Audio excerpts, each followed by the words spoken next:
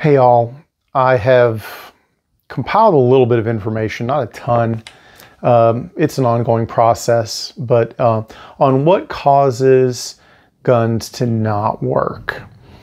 And surprisingly, I know, with Glock Perfection, some other guys touting their reliability. For the most part, I'd say they're not horribly far off base. Your typical modern service pistol is pretty darn reliable. At this point, I've probably seen, I don't even know how many million rounds get shot down range through various classes that I've taught.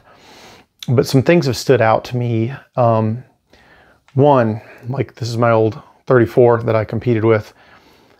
Dirt is not really a prime contributing factor to a gun not working.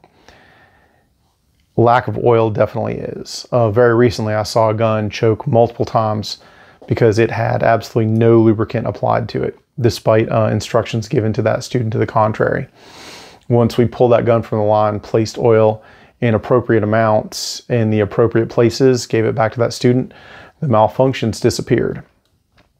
I am left with the thought that a dirty gun that's got lubrication on it is far preferable to a clean gun with no lubrication on it, because that student had indeed been cleaning their gun, but applying zero oil to it after the cleaning process.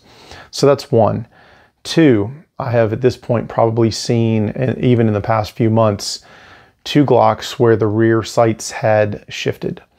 And I don't believe that they were shifted due to recoil. I believe they were shifted due to, let's say, impact. I suspect that at least on one occasion, the slide had been dropped or banged around a little bit during a field stripping process, cleaning process, reassembly. And it was such that in one case, the hits were remarkably off. It wasn't slightly shifted, it was very shifted. And that student, owing to their lack of experience, or at least their lack of desire to disclose the additional impacts that the gun had undergone, didn't notice or did not disclose. So all of their impacts were wildly off to one side. Actually, my boss caught it because he was reviewing targets. And he said, "Hey, I think this one student's gun is, there may be something wrong with the sights. Can we check?" And I said, "Hey, let's do it." And when I pulled their gun, I didn't even have to pull it out of the holster. I had him step up to the line, and the rear sight, just looking down into the holster, was visibly shifted to one side. So we recentered it, and everything obviously got back to where it should have been. So those are 2 major ones that I've seen recently. The third is on higher mileage guns. Lack of replacement of the recoil assembly starts to make guns do some goofy things. And you can get away with it for a long time. I don't know what the magic number is where you're really in trouble, but I know that most manufacturers recommend 5,000 to 10,000 round replacement. I've seen off-center primer hits where the gun just didn't quite go into lockup all the way, and a fresh recoil spring assembly usually fixes that. So for those of you who shoot a lot, I would replace those kind of regularly. If you let them get too soggy, I think a lot of other bad things can happen, such as breaking locking blocks, pins, etc. On a Glock, for that matter, if you're replacing the recoil assembly, I would probably go ahead and replace the striker spring. You might as well just do them together. I think that things will go much more smoothly for you if you do. Now that's Glock, and like I said, Glock is a pretty robust gun, and they tend to put up with a lot of abuse and neglect. But I have seen some interesting data regarding the Sig P320, and I will say that one gotcha is over lubrication of the trigger assembly or the actual chassis itself. Sometimes people are of the opinion that if a little is good, then a lot is better. And what I tend to see with those guns is once the lubrication gets jammed down in there and the gun gets shot some more, and then more lube gets added, then it gets shot some more, at some point the trigger stops resetting.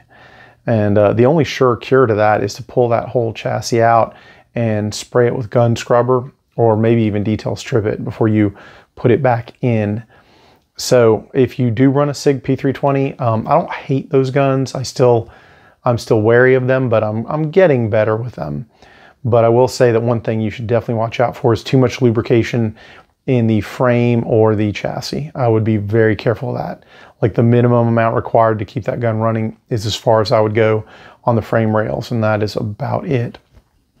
Now, like I said, most of these guns, super reliable. I've seen some guns that were not issued to individuals, but they were training guns. So they were just handed to the next student, handed to the next student, handed to the next student. And I've seen those guns eat thousands of rounds with no issues. But the issues that do crop up are those that I mentioned. Regarding this gun here, I can't even tell you how long I've had this gun. At one point, I probably shot somewhere between 14 and 15,000 rounds through it. And I had not cleaned it the entire time. It was lubricated, not cleaned. And it never once malfunctioned. In fact, I was getting ready to go to a state match, and I realized my level of neglect of this gun. And so I, out of guilt, cleaned it. Now, it was filthy, but at no point during those 14 or 15,000 rounds had it stopped digesting or spitting out ammo in very accurate methods, like or ways. So it never stopped working. Now, if this was a gun that I was betting my life on, I would not treat it that way. My weapon that goes with me to work and back, that gets treated with a little more respect. On the last topic of sights, the whole, my iron sights have never failed. I know I've talked about it before, but I will tell you that optics, when properly mounted, and it's a durable optic, I think is much more robust than a rear sight. And on top of that, if it's properly mounted and it's a robust optic like a Acro or Holosun 509, Steiner MPS, any of those, I think that it has the added benefit of protecting the rear sight from walking left or right due to the fact that the housing of the optic is screwed down or mounted, and so any impact will happen to that much more likely than it will happen to the rear sight. So anyways, guys, that's just some basic failures that I've seen, or hiccups that I've seen when it comes to weapons and things to look out for with them. Like I said, most of these guns that I'm seeing, they are super robust, super reliable, but anything can fail, anything can break. Sooner or later, it'll happen. I'm sure you guys are probably doubtless aware of my Steiner MPS woes. I will obviously post updates to that saga as they occur. But I hope this has been helpful to you guys. If it has at all, please like and subscribe. Any comments are always welcome. I appreciate that. I will answer any comment that you guys put as soon as I am able to, depending on my work schedule and what I'm doing. I appreciate you guys' support as always. Take care. Stay safe.